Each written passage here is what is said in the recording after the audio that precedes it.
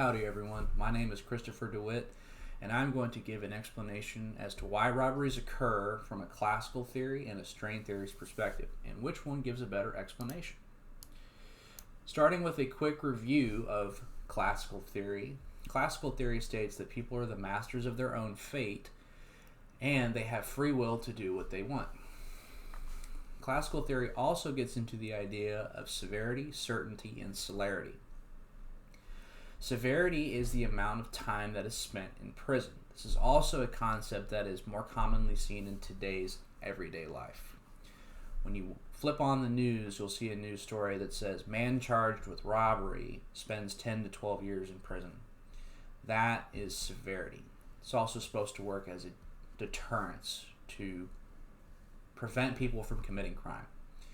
Certainty is the idea that all crime does not go unpunished. If we as society know that all crime does not go unpunished, this should also deter individuals from committing crime. Lastly is celerity. This concept is not as commonly used that we see today, but it does combine both certainty and severity together.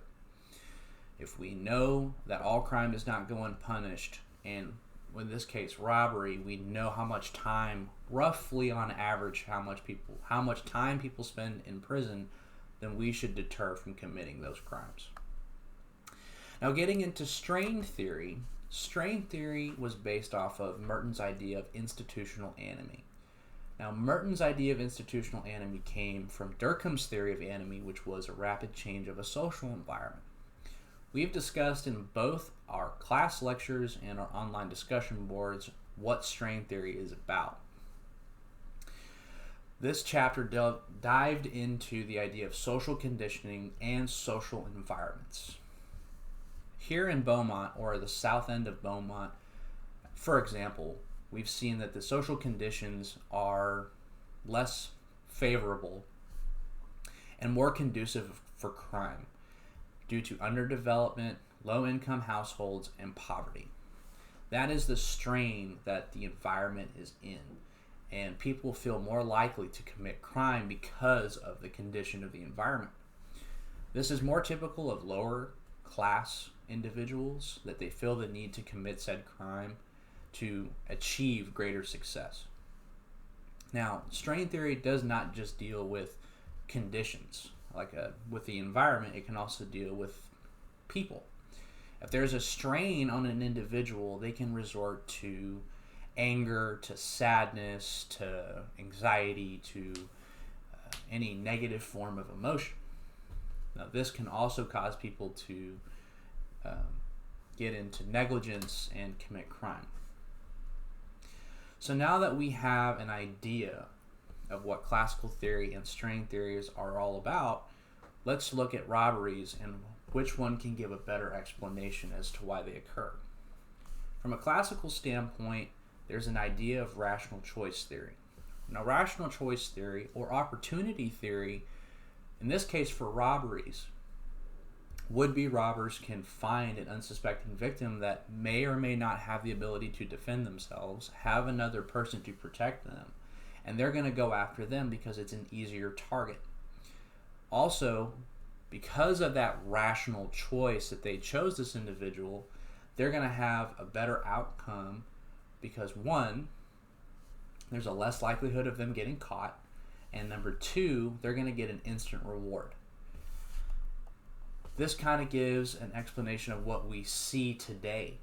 We see on the news that robbers are going to find those unsuspecting victims out in our society and go after them first.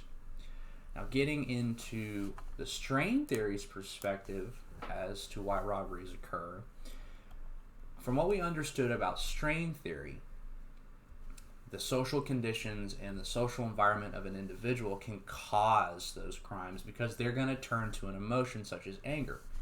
Now, if you look on the news, most times when people commit robbery, they seem fairly upset or they seem fairly angry. That's because of that change in their social environment that's causing them to want to go and commit crime. So it's an outlet for them. There's not as much as reward as there would be classical theory and rational choice, But with the strain, it's that strain on themselves and the environment that puts them in that strain. I would say that classical theory gives a much better explanation as to why robberies occur from what we see today. Individuals are going to choose their targets based on if they can protect themselves, if they have the ability to protect themselves, or if they don't have anybody around. It makes it a lot easier for those robbers to get in and out, get the job done, than having another condition. Whether it's strain theory, where there's a lot of factors that come into play with emotion and the environment that they're in. There's a lot of factors. With classical theory, it's straightforward and to the point. You choose your target, you know who you're going after, and you receive a much better reward. Thank you.